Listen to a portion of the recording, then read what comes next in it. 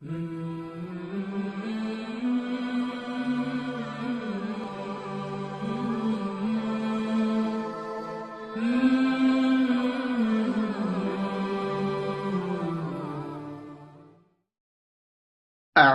بالله من الشيطان الرجيم.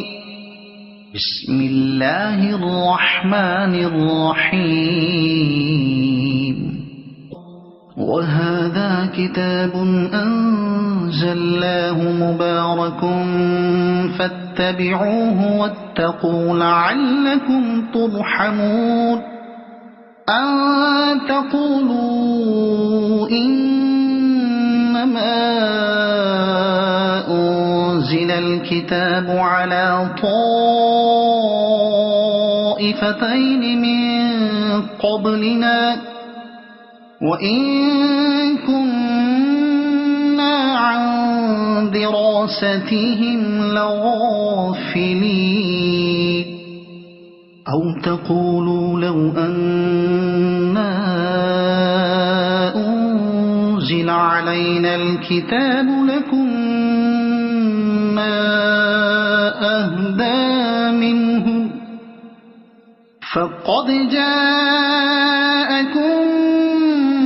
بينة من ربكم وهدى ورحمة فمن أظلم ممن كذب بآيات الله وصدف عنها.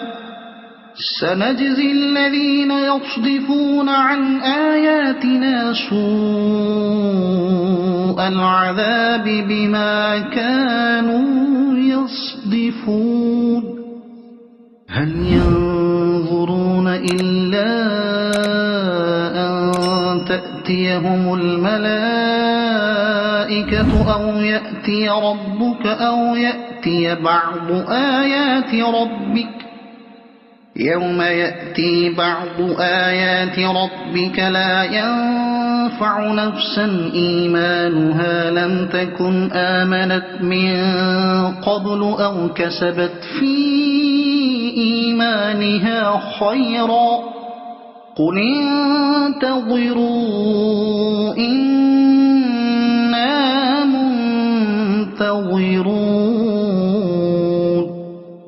إن الذين فرقوا دينهم وكانوا شيعا لست منهم في شيء إنما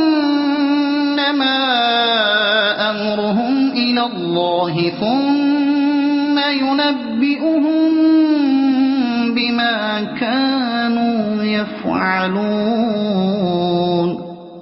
من جاء بالحسنة فله عشر أمثالها ومن جاء بالسيئة فلا يجزى إلا مثلها وهم لا يظلمون. قل إنني هداني ربي إلى صراط مستقيم دينا قيما ملة إبراهيم حنيفا وما كان من المشركين. قل إن صلاتي ونسكي ومحياي ومماتي لله رب العالمين لا شريك له وبذلك أمرت وأنا أول المسلمين. قل أغير الله أبغي ربا وهو رب كل شيء ولا تكسب كل نفس إلا عليها ولا تزر وازرة وزر أخرى ثم إلى ربكم مرجعكم فينبئكم بما كنتم فيه تختلفون. وهو الذي جعلكم خلائف الأرض ورفع بعضكم فوق بعض درجات ليبلوكم فيما آتاكم إن ربك سريع العقاب وإنه لغفور رحيم صدق اللہ العظیم۔ سورہ انعام ترجمہ تفسیر 20واں رکوع۔ اللہ کے نام سے شروع جو بہت مہربان رحمت والا، اور یہ برکت والی کتاب یعنی قرآن شریف جس میں اتینت بھلائی، اتینت فائدے اور اتینت برکتے ہیں، اور جو قیامت تک باقی رہے گا اور بدل، پریورتن اور سنشودھن وغیرہ سے محفوظ رہے گا۔ ہم نے اتاری تو اس کی پیروی، انوکرن کرو اور پرہیزگاری کرو کہ تم پر رحم ہو۔ کبھی کہو کہ کتاب تو ہم سے پہلے 2 گروہوں پر اتری تھی، یعنی یہودیوں اور عیسائیوں پر تورات اور انجیل، اور ہمیں ان کے پڑھنے پڑھانے کی کچھ خبر نہ تھی، کیونکہ وہ ہماری زبان ہی میں نہ تھی، نہ ہمیں کسی نے اس کے معنی بتائے۔ اللہ تعالیٰ نے قرآن شریف اتار کے ان کے اس بہانے کی کاٹ فرما دی۔ یا کہو کہ اگر ہم پر کتاب اترتی تو ہم ان سے زیادہ ٹھیک راہ پر ہوتے۔ کافروں کی ایک جماعت نے کہا تھا کہ یہودیوں اور عیسائیوں پر کتابیں اتری مگر وہ بدعقلی میں گرفتار رہے، ان کتابوں سے نفع نہ اٹھا سکے۔ ہم ان کی طرح کمعقل اور نادان نہیں ہیں، ہماری عقلیں صحیح ہیں۔ ہماری عقل اور سمجھ بوجھ ایسی ہے کہ اگر ہم پر کتاب اترتی تو ہم ٹھیک راہ پر ہوتے۔ قرآن اتار کر ان کا یہ بہانہ بھی کاٹ دیا گیا۔ چنانچہ آگے ارشاد ہوتا ہے، تو تمہارے پاس تمہارے رب کی روشن دلیل اور ہدایت اور رحمت آئی، یعنی یہ قرآن پاک جس میں کھلا ترک اور صاف بیان اور ہدایت اور رحمت ہے۔ تو اس سے زیادہ ظالم کون جو اللہ کی آیتوں کو جھٹلائے اور ان سے منہ پھیرے؟ بہت جلد وہ جو ہماری آیتوں سے منہ پھیرتے ہیں ہم انہیں بڑے عذاب کی سزا دیں گے، بدلہ ان کے منہ پھیرنے کا کاہے کے انتظار میں ہیں۔ جب وحدانیت اور رسالت پر زبردست ترک قائم ہو چکے اور کفر و گمراہی کے عقیدوں کا جھوٹ ظاہر کر دیا گیا تو اب ایمان لانے میں کیوں ہچکچاہٹ ہے؟ کیا انتظار باقی ہے؟ مگر یہ کہ آئیں ان کے پاس فرشتے ان کی روحیں نکالنے کے لیے، یا تمہارے رب کا عذاب یا تمہارے رب کی ایک نشانی آئے۔ قیامت کی نشانیوں میں سے اکثر مفسروں کے نزدیک اس نشانی سے سورج کا پشچم سے نکلنا مراد ہے۔ ترمذی کی حدیث میں بھی ایسی ہی آیا ہے۔ بخاری و مسلم کی حدیث میں ہے کہ قیامت قائم نہ ہوگی جب تک سورج پشچم سے نہ نکلے، اور جب وہ پشچم سے نکلے گا اور اسے لوگ دیکھیں گے تو سب ایمان لائیں گے اور وہ ایمان نفع نہ دے گا۔ جس دن تمہارے رب کی وہ ایک نشانی آئے گی کسی جان کو ایمان لانا کام نہ دے گا جو پہلے ایمان نہ لائی تھی یا اپنے ایمان میں کوئی بھلائی نہ کمائی تھی، یعنی فرمانبرداری نہ کی تھی۔ معنی یہ ہے کہ نشانی آنے سے پہلے جو ایمان نہ لائے، نشانی کے بعد اس کا ایمان قبول نہیں۔ اسی طرح جو نشانی سے پہلے توبہ نہ کرے، نشانی کے بعد اس کی توبہ قبول نہیں۔ جو ایماندار پہلے سے نیک کام کرتے ہوں گے، نشانی کے بعد بھی ان کے کرم مقبول ہوں گے۔ تم فرماؤ راستہ دیکھو، ان میں سے کسی ایک کا یعنی موت کے فرشتوں کا آگمن یا عذاب یا نشانی آنے کا ہم بھی دیکھتے ہیں۔ وہ جنہوں نے اپنے دین میں الگ الگ راہیں نکالیں اور کئی گروہ ہو گئے، یہودیوں اور عیسائیوں کے جیسے۔ حدیث شریف میں ہے یہودی 71 سمپردائے ہو گئے، ان میں سے صرف ایک نجات پایا ہوا ہے، باقی سب دوزخی۔ اور عیسائی 72 سمپردائے ہو گئے، ایک نجات پایا ہوا، باقی دوزخی۔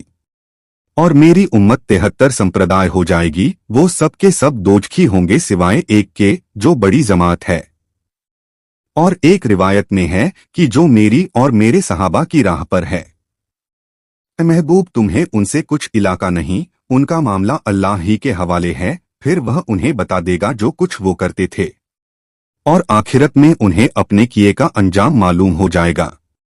جو ایک نیکی لائے تو اس کے لیے اس جیسی 10 ہیں، यानी एक नेकी करने वाले को 10 नेकियों का सवाब, और यह भी सीमित तरीके पर नहीं, बल्कि अल्लाह ताला जिसके लिए जितना चाहे उसकी नेकियों को बढ़ाए, एक के साथ 100 करे या बेहिसाब अता फरमाए। असल यह है कि नेकियों का सवाब केवल फजल है। यही मजहब अहले सुन्नत का, और बुराई की उतनी ही सजा, यही इंसाफ है। और जो बुराई लाए तो उसे बदला न मिलेगा मगर उसके बराबर, और उन पर जुल्म न होगा। तुम फरमाओ, बेशक मुझे मेरे रब ने सीधी राह दिखाई, यानी इस्लाम जो अल्लाह को मकबूल है, ठीक इब्राहीम के दीन की मिल्लत जो हर बातिल से अलग थे और मुशरिक न थे। इसमें कुरैश के काफिरों का रद है जो गुमान करते थे कि वो हजरत इब्राहीम के दीन पर हैं। अल्लाह ताला ने फरमाया कि हजरत इब्राहीम अलैहिस्सलाम मुशरिक और बुत परस्त न थे, तो बुत परस्ती करने वाले मुशरिकों का यह दावा कि वह इब्राहीमी मिल्लत पर हैं बातिल है। तुम फरमाओ, मेरी नमाज और मेरी कुर्बानियां और मेरा जीना और मेरा मरना सब अल्लाह के लिए है, जो रब सारे जगत का, उसका कोई शरीक नहीं। मुझे यही हुक्म हुआ है और मैं सबसे पहला मुसलमान हूँ। अव्वलियत या तो इस एतिबार से है कि नबियों का इस्लाम उनकी उम्मत पर मुकद्दम होता है, या इस एतिबार से कि सैयदे आलम सल्लल्लाहु अलैहि वसल्लम सारी सृष्टि में पहले हैं, तो जरूर मुसलमानों यानी इस्लाम वालों में अव्वल हुए। तुम फरमाओ, क्या अल्लाह के सिवा और रब चाहूं, हालांकि वह हर चीज का रब है। काफिरों ने नबी करीम सल्लल्लाहु अलैहि वसल्लम से कहा था कि आप हमारे दीन की तरफ लौट आइए और हमारे माबूदों की इबादत कीजिए। हजरत इब्ने अब्बास रदियल्लाहु अन्हुमा ने फरमाया कि वलीद बिन मुगीरा कहता था कि मेरा रास्ता इख्तियार करो, इसमें अगर कुछ गुनाह है तो मेरी गर्दन पर। इस पर यह आयत उतरी और बताया गया कि वह रास्ता बातिल है। खुदाशनास किस तरह गवारा कर सकता है कि अल्लाह के सिवा किसी और को रब बताए, और यह भी बातिल है कि किसी का गुनाह दूसरा उठा सके। और जो कोई कुछ कमाए वह उसी के जिम्मे है, और कोई बोझ उठाने वाली जान दूसरे का बोझ न उठाएगी। हर शख्स की पकड़ उसके अपने गुनाह में होगी, दूसरे के गुनाह में नहीं। फिर तुम्हें अपने रब की तरफ फिरना है। कयामत के दिन वह तुम्हें बता देगा जिसमें विरोध करते थे, और वही है जिसने जमीन में तुम्हें नायब किया, क्योंकि सैयदे आलम सल्लल्लाहु अलैहि वसल्लम नबियों के सिलसिले को खत्म करने वाले हैं। आपके बाद कोई नबी नहीं और आपकी उम्मत आखिरी उम्मत है, इसलिए उनको जमीन में पहलों का खलीफा किया कि उसके मालिक हो। तुमने एक को दूसरे पर दर्जों बुलंदी दी, शक्ल सूरत में, हुस्नो जमाल में, रिज्क व माल में, इल्म व अक्ल में, कुव्वत और कलाम में, कि तुम्हें आजमाए, यानी आजमाइश में डाले कि तुम इज्जत और शान की नेमत पाकर कैसे शुक्रगुजार रहते हो और आपस में दूसरे के साथ किस किस्म के सुलूक करते हो। उस चीज में जो तुम्हें अता की, बेशक तुम्हारे रब को अजाब करते देर नहीं लगती, और बेशक वह जरूर बख्शने वाला मेहरबान है। अल्लाह अज्जव जल्ला ने सच फरमाया। तर्जुमा और तफसीर कंजुल ईमान। अल्लाह की बारगाह में दुआ है कि अल्लाह अज्जव जल्ला हम सभी को कुरान और इस्लाम के मुताबिक जिंदगी गुजारने की तौफीक अता फरमाए, आमीन। और कोशिश कीजिएगा कुरान शरीफ को समझने की। वीडियो को सवाब की नीयत से आगे शेयर करें ताकि कयामत तक सदकाए जारिया का सवाब आपको भी मिलता रहे, और ये आपके और मेरे, हम सभी के निजात का जरिया बने। कुरान शरीफ की और ज्यादा मालूमात के लिए हमारे चैनल नसीम वॉइस सरखेज को सब्सक्राइब जरूर करें। इंशा अल्लाह मिलते हैं अगले वीडियो में। अल्लाह हाफिज।